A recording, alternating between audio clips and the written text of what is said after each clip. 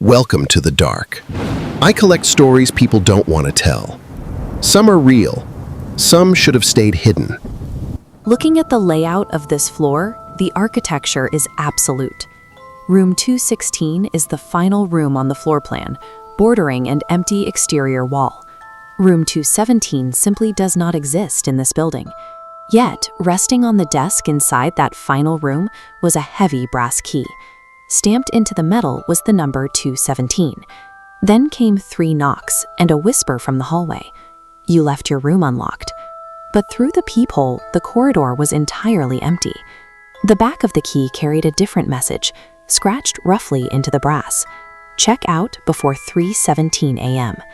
This key imposes a lethal countdown, forcing a 3:17 a.m. deadline onto a night that was supposed to end at sunrise. The hotel was a standard, decaying roadside stop until 2:31 a.m., when the silence finally broke. Footsteps paced the hallway, then stopped. 3 heavy knocks followed, echoing not from the door, but from deep inside the solid bedroom wall. The television snapped on to a grainy security feed. It showed a live angle of the room, looking down at the bed from a corner where no camera was installed. The screen shows a dark door standing directly behind the guest, in the exact spot where there should only be a solid wall. The walls of the room are shifting, turning a simple guest suite into a mechanism designed to trap the person inside. Running into the hallway led only to the night receptionist, who stood paralyzed near the elevators. She whispered a single warning: the room only acts once it recognizes you. In this hotel, the missing aren't just gone, they are erased. Once a guest interacts with that phantom space, the hotel removes any record of their existence. Back in room 216, the wallpaper split. An old wooden doorframe forced its way through the drywall, the brass handle turning on its own. The impossible threshold is now a physical reality, leaving no way to ignore the room that shouldn't be there. Inside is a mirrored duplicate of the first room, occupying a space that does not appear on any blueprint. Dozens of suitcases line the walls, each covered in decades of dust and bearing the name tags of people who vanished from this hotel. Among the luggage of the missing sits a single bag with the current guest's name already printed on the tag. A VHS tape on the television plays a recording of the guest entering the hotel earlier that night.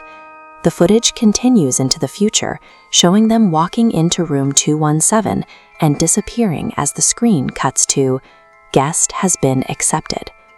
The suitcase and the tape prove the guest's presence was archived here before they ever even stepped through the door. As the lights failed, unseen voices whispered a welcome from the corners of the ceiling.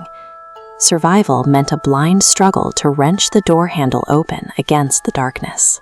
Tearing the door open led back into a hallway that had aged 20 years in a heartbeat, the carpets rotted and the air thick with the smell of old dust. The lobby was a ruin. Resting on the front desk was a yellowed newspaper from 2 decades ago. The front page features a missing person report from 20 years in the past. The photograph underneath the headline is a perfect match for the guest standing in the lobby. Escaping the physical room cost 20 years of life, leaving the guest a ghost in a time that moved on without them. Years later, the quiet of a private home suggests the nightmare ended at the hotel's edge. But the brass key reappears on the bedroom desk.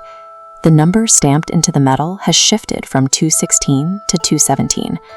The same 3 knocks sound from the bedroom wall, proving the distance from the hotel offered no protection.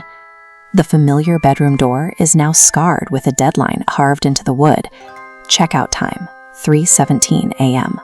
The hotel has found its way home. With the final deadline carved into the wood, the bedroom is becoming the room that was never on the floor plan.